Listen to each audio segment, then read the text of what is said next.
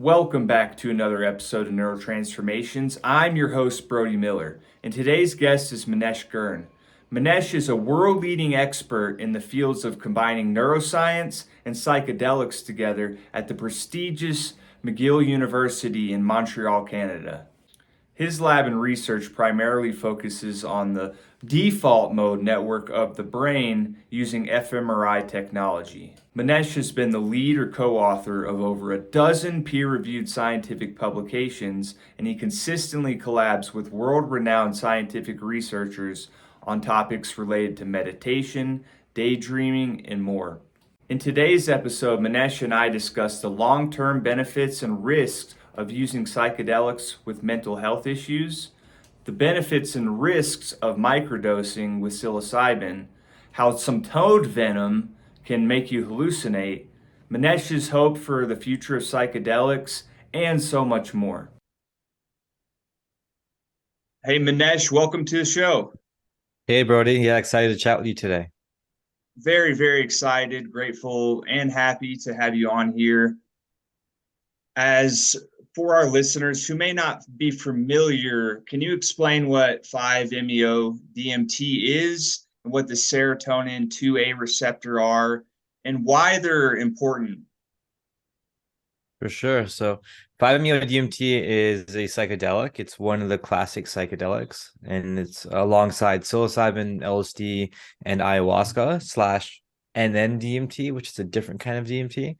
5-MeO is really interesting because it induces an extremely potent experience for about 10 to 15 minutes. It just comes on really fast and it's very intense, and people go straight into ego death, mystical experiences, like similar in strength to taking a high dose of psilocybin, but it's very short-lived and very fast. And yeah, and the receptor you mentioned, the serotonin 2A receptor, is the main receptor that all of these psychedelics hit to induce their effects to our experiences and also their effects on the brain. And so, although these drugs are different and they also hit a variety of other receptors, we know from studies that if you block that receptor, you can give somebody as much LSD or mushrooms or 5-MeO-DMT, and the experience is not going to be there. Although with 5-MeO, it's a bit interesting because it also works on other receptors, such as the 5-HT, like the serotonin 1A receptor. Mhm. But in general, psychedelics and psychedelic effects, the effects we associate with psychedelics are typically linked to serotonin 2A receptor specifically. So therefore, they kind of have a stimulating effect, if I'm not mistaken, with the 2A receptor. Yeah, the thing with the 2A receptor is when it's activated, it makes neurons more likely to activate. So it induces activity in neurons, and this leads to a whole variety of changes in your brain, including boosted neuroplasticity as well. Got it. So are there any distinct or particular neuroplastic changes that occur in the brain when people take 5-MeO DMT? Yeah, well, with all the psychedelics, with psilocybin, most research is on psilocybin, but there's some on 5-MeO as well, and some other drugs. But the main finding is that yes, psychedelics boost neuroplasticity quite strongly. 5-MeO does as well. And this is particularly in relation to something called dendrites. So to describe that, I have to give a bit more background. So the brain is composed of brain cells, right, called neurons. And the way they communicate is through neurotransmitters, right? So one neuron will send neurotransmitters to the other neuron, and it'll affect receptors on that neuron. And the receptors on a receiving neuron are located on the spines of something called dendrites. So dendrites are these like branches that come off the neuron, and that's where the other neuron is able to create connections. And what psychedelics and 5-MeO all do is they make a neuron literally grow more dendrites and more spines on the dendrite. So literally that neuron now is able to receive information from a lot more neurons and create a variety of new connections, which are also called synapses. And so psychedelics are literally changing the structure of neurons so that they can create new connections with each other, and potentially like alter their patterns to overwrite old patterns. Got it. And we're talking about synaptic plasticity, not physical plasticity necessarily. Synaptic Structural plasticity. well, it is structural plastic. It's both, right? So it very physically induces changes in dendrites structurally, in the dendritic spines and the length of dendrites and all these things. And then that later translates into kind of like functional plasticity, which is related to the strength of synapses and how basically electrical signals are conducted and shared between them. And so it's all altered by psychedelics, and usually neurons become stronger in their connections with each other. But that's also there's a whole variety of new connections at the same time. That's interesting. Is it, well, do psychedelics also create potentially maladaptive plasticity or bad plasticity? Well, in the end, like any plasticity is neutral, right? Like plasticity just means plasticity, means Right. you can be molded, and whether you're molded in a positive or negative way is dependent on what you're doing. And so, let's say you take a psychedelic and you have all these new potential connections, you can just use those connections to deeply encode a bad behavior or a bad habit, like like doom scrolling on your phone or whatever impulsive thing you want to do, right? It's like that neuroplasticity will then be hijacked towards that. That's why it's so important with psychedelics, to be careful about integration and what you're doing afterwards, because your brain's going to be a bit more plastic. You have this neuroplasticity, and you're going to really want to be careful with what you're doing after and try to really encode good habits. That makes sense. What about people that are struggling with mental health? My concern is that some people have like severe or heavy anxiety levels. Then, in that case, if they took psilocybin or any of these other psychedelics, would that not potentially be very detrimental experience for them? Well, this is the reason why people with mental health conditions should do, if they're going to do psychedelics at all, should do it under the supervision of a therapist or guide or somebody there to support them in the experience. If you look at the research where there is evidence that psilocybin LSD can really help people with anxiety disorders as well as depression and a variety of other things. But in these contexts, they're doing a lot of therapy, beforehand to prepare for it, to set their intention, to be ready to surrender. Then they're supported during the experience, and then they're followed up with after. So there's all this psychotherapy and psychological support around your sessions, and those are really essential to help people because, yeah, if you have really bad anxiety or really bad depression and you just take a high dose of psilocybin, that can end, you can just go deeper into that, right? So Right. that extra support is so important. What about for people with like severe psychosis? I mean, severe psychosis, then they should definitely not do psychedelics. Yeah, even if there's a predisposition in the family line, let's say like your grandfather had it, or like it's in your genetic history, then I think people should be very careful. And if they're going to try psychedelics, start very low dose and don't jump into a straight strong experience. But that gets into very dangerous territory, and there isn't a lot of research on it because researchers are just themselves fearful of your subjects going the wrong way. So it's like it's a Right. very we don't really know. I think maybe the amount of fear is greater than it should be, perhaps, but there's a lot of that fear is even stopping us from figuring that out. You know what I mean? So it's kind of tricky. That's an interesting thing for sure. Mhm. It's a chicken or egg almost. But Yeah. when it comes to long-term studies of psychedelics, are you familiar or aware of long-term with either LSD, psilocybin, any of the other psychedelics that have been formulated? Yeah, well, in the research studies for depression, for example, psilocybin, like 1 to 3 sessions has been found to have positive benefits on mental health, even 6 months or a year later. And so, but again, these were psychedelic therapy sessions with a lot of like it's not just you taking the drug and then going home, right? But when combined with psychotherapy, these drugs and LSD and as well as ayahuasca have lasting positive effects on mental health. They can really that this is when you're using that neuroplasticity in a positive way. And but again, this hasn't really been looked at in the research because you can't induce negative experiences. But just as positive experiences can lead to lasting positive benefits, if you do a high dose and you're unprepared, you can basically traumatize yourself and that can have a lasting negative impact, right? So again, there is potential for lasting positive benefits, but it's really about the container you create around the session. Right. So essentially, it's almost neutral, as you referred to. It Hmm. has the potential either way. Totally. Okay, interesting. I was really interested about psilocybin mushroom microdosing specifically because for people that are kind of chicken like me when it comes Hmm. to this stuff, I think taking a more conservative approach at first. I would be interested to know, as I asked you before, about some of the studies on microdosing. Yeah, for sure. So microdosing is an interesting area where, for example, like there's two forms, two general ways we can conduct research. One is like observational research, which is you're interviewing people who are doing it in their everyday life already. Then the other is experimental, where you bring them in, you have them a controlled, one group receives placebo, one receives a microdose, and you like do tests in the lab and it's all controlled, right? So like Mhm. experimental controlled studies versus observational. And so in the observational studies, which are just surveys, they found people reporting like mental health benefits, benefits with attention and creativity and all the things. And so it seems to be helping people in the real world a lot. And then if you looked in the control studies where they compare it to placebo, they give them a sugar pill or a microdose, and the person doesn't know what they got.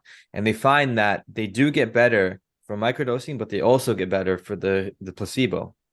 And so, and some sites have found that the amount that they get better is about the same in both of them.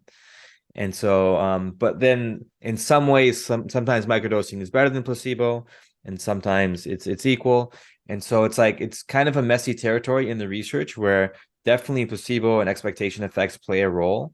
Yeah. But it's unclear what is exactly the microdose's role in that. But in the end, people are usually having benefits, right? Yeah.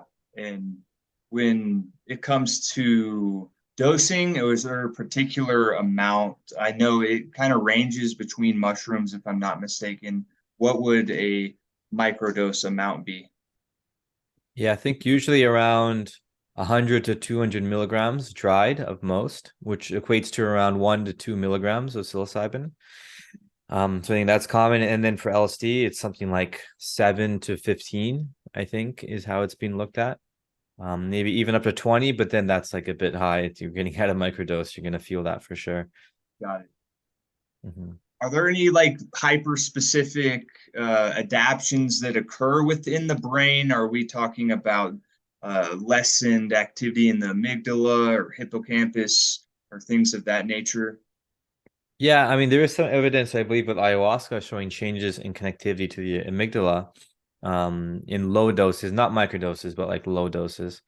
Um, and outside of that, there's some mixed evidence like that maybe neuroplasticity, like BDNF, so brain-derived neurotrophic factor, it's a marker of neuroplasticity, is increased from microdosing LSD in certain dosages. And so there is early evidence that, yeah, even though you're taking a very small amount, you're not really feeling it. There are some changes going on under the hood in your brain related to neuroplasticity and activity. But there's not that much research on that so far. Yeah, it sounds like a heck of a lot more research needs to be conducted, but very promising so far, right? Mhm. Yeah, yeah, totally. And I think it's going to happen. There's a lot of studies currently being conducted across North America and Europe. So I think, over the next 2 or 3 years, there's just going to be study after study being published. And so, yeah, there's a lot we don't know, but we're making progress for sure. That's great to hear. What about with fear or phobias? I was curious if psychedelics, how that, I know we spoke about the amygdala, but what about more specifically with like fear and phobias and how its relationship to psychedelics? Because the only reason I asked this question is because I've heard of stories or things online where people say that I face my fear, but I would be like more interested how that might interact on a MRI level. For sure. So I think there's research with psilocybin and also MDMA, which is quite different but kind of similar, that they help the increased activity in areas of our brain in our prefrontal cortex that help regulate our amygdala and emotional areas. And then amygdala activity goes down. So it basically, it's kind of um, weakens or lowers our fear response, and also by increasing our ability to regulate our emotions. And so people are able to see images for things that usually elicit a fear response, and it won't be as strong, for example. And so, in the context of MDMA therapy for PTSD, for example, people are able to dive into these very deeply traumatic and intense memories and not be nearly as overwhelmed as they usually would be, right? And there's thought that psilocybin probably can do that as well, but in a different way. But there is this kind of reduced evidence for reduced activity in areas of the brain related to fear. When it comes to addressing the skepticism or concerns associated with psychedelics and all of the conditioning that our society has through that, what what would you say to people who question the legitimacy or the efficacy of psychedelics and how they interact with the brain or how they can improve health in general? Well, I think just to be more educated. I mean, there's so much research now. Like Harvard has a psychedelic research center, Yale does, UCLA, Johns Hopkins. Like all of the major universities are basically now getting on it in Europe and in North America because there's so much potential there when they're used in a particular way for treating a variety of mental health conditions and also helping us understand more about the brain and the mind in general. And so I think I often, direct people to the book How to Change Your Mind by Michael Pollan, which is really great. There's a Netflix series called with the same name, which is really great for introducing people to this space and the research going on. So like I don't come across that much resistance in my life of people who say like, oh, psychedelics, like you're crazy, like I don't believe you or something like this. I think if somebody's going to maintain that position, they're like very biased person who probably isn't very rational in the first place. So I think the evidence is out there. Like tons of smart people, doctors, researchers are seeing the potential, and a lot of the dangers have been overblown, and also relate to using it very irresponsibly in the first place. It's interesting.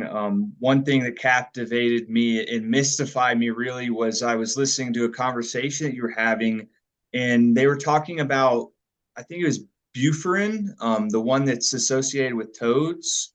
Oh, Bufo, yeah. Bufo. Okay, could you just explain what the heck people are eating toads or what's going on there? No, it's well, Bufo actually contains 5-MeO-DMT. So Bufo refers to the species of toad, the Sonoran desert toad, which is also called Bufo alvarius.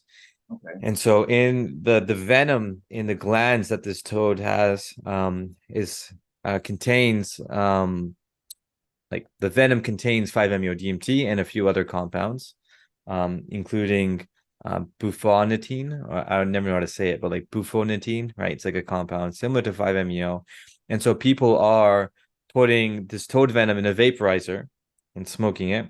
And that's a way of administering 5-MeO-DMT. That's a way of naturally getting it. So truthfully, these compounds are all natural, natural compounds that we're speaking of, other than, of course, MDMA and some of the others like LSD. But for the most part, like mushrooms, psilocybin, the toad venom, there's a lot of this already in nature. Yeah, totally. And there's evidence that 5-MeO-DMT and NDMT are created in our brains as well. They've been found in the brains of rodents and also in humans. So, and they're very, very similar in their molecular structure to serotonin. And so they're found everywhere in nature, including in humans, these ones. Okay.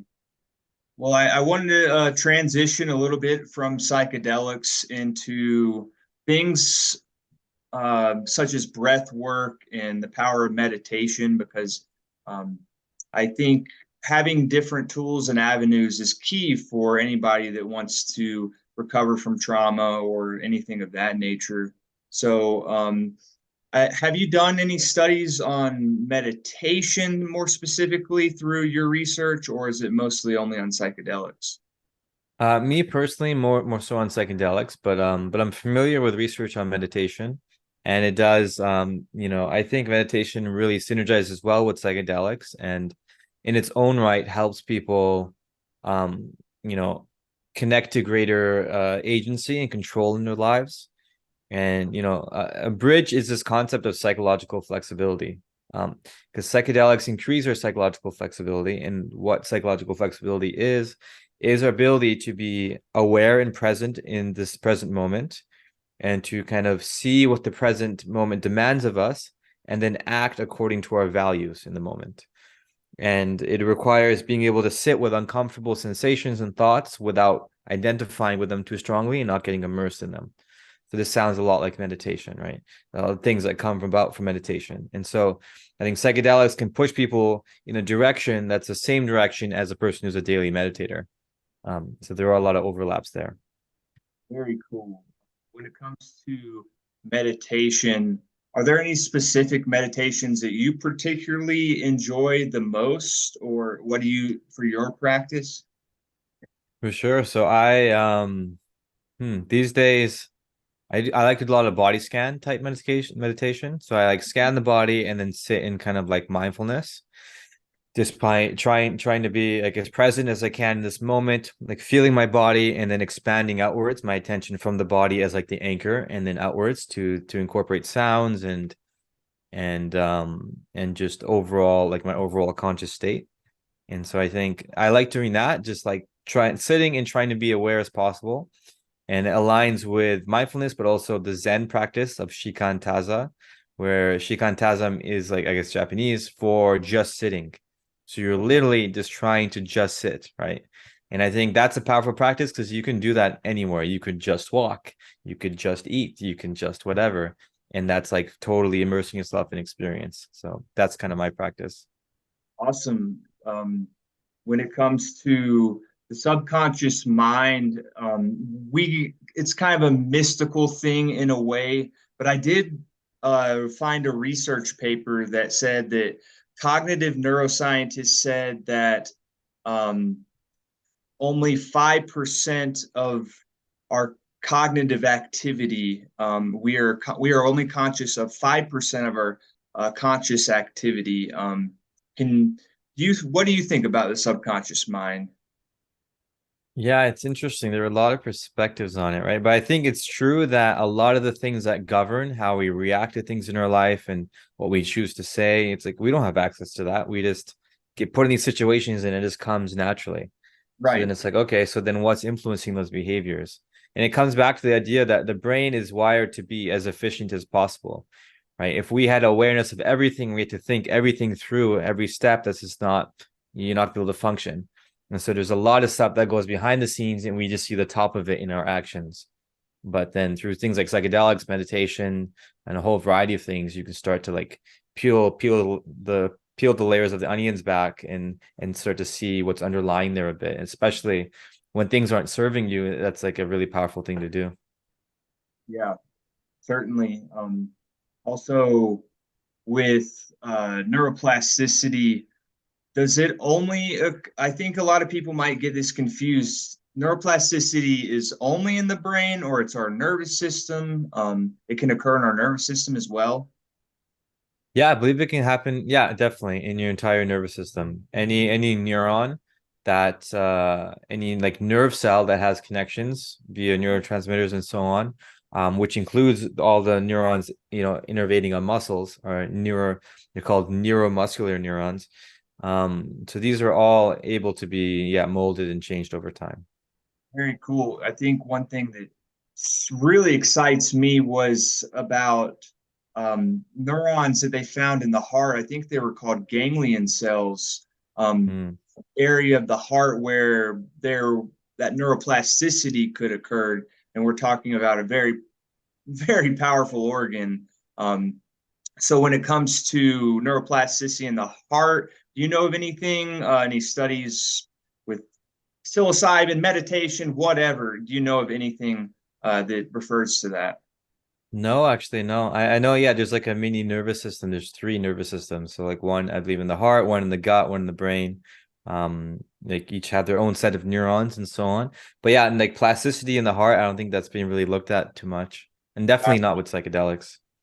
Yeah, interesting. Um, what about I guess when it comes to um cortisol levels, I was very curious about how psychedelics interacted with our natural cortisol secretion levels throughout the day and our circadian rhythm. Is there any connection there?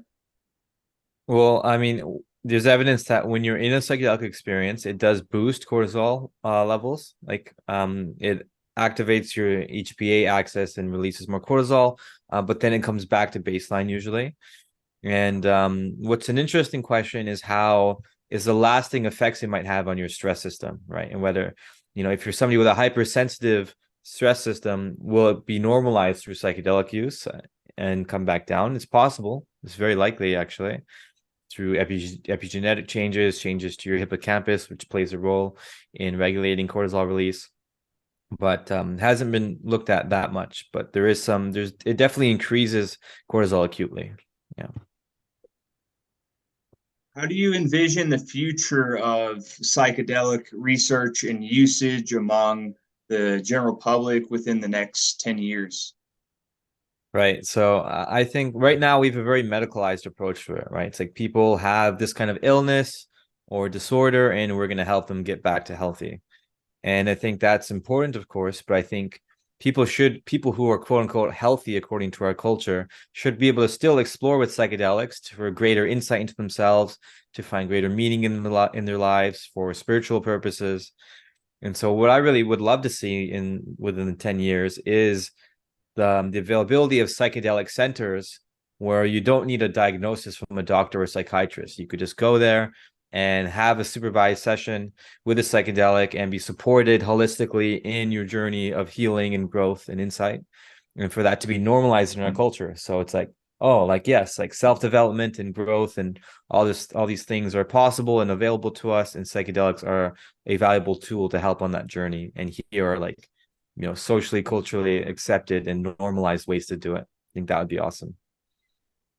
Yeah, I agree. And there's just so much potential there. And once these studies do finally come out and formulate, I think it'll give people a lot of insights. What This is a bit off topic, but I've kind of struggled with math my entire life, I would say. I've never been great at math. But the other day, I was just trying to do a simple connection like 9 times 8 equals 72, but I couldn't even piece together that simple equation. I was curious, are there like specific neural circuits that are being used in the brain to compute math? Yeah, definitely. And there's a whole area of math and neuroscience and books written on it and stuff like this. And what's interesting, it really overlaps with areas of our brain involved in our spatial awareness. So like our awareness of where we are in space and the spatial relationships between things. It really much combines areas in our brain related to vision and our sense of touch and the creation of, again, spatial awareness. And so it's called, a lot of time, visual spatial is the word used in the research to describe it. And so yeah, it's a really interesting area. And so there are certain brain circuits that operate differently in people who are really good at math, like mathematician level. Yeah. And yeah, it definitely varies a lot across people. Are we talking about the parietal lobe Yeah, potential? exactly. Yeah. Parietal lobes have been most implicated, and parietal lobe interactions with, prefrontal cortex. But there's a lot of stuff in parietal cortex, yeah, Okay. particularly. Well, I realize it's been kind of helter skelter, but I wanted to talk about a little bit about lion's mane and some other mushrooms. Do they increase connectivity as well between brain regions? Yeah, lion's mane definitely has been found to boost neuroplasticity as well. So that's a good supplement to take. I take lion's mane every morning, and I have for a while. And then also lion's mane and other, functional mushrooms are, a lot of them are really anti-inflammatory. And one of the, I think, main contributors of reduced neuroplasticity in the brain is high inflammation.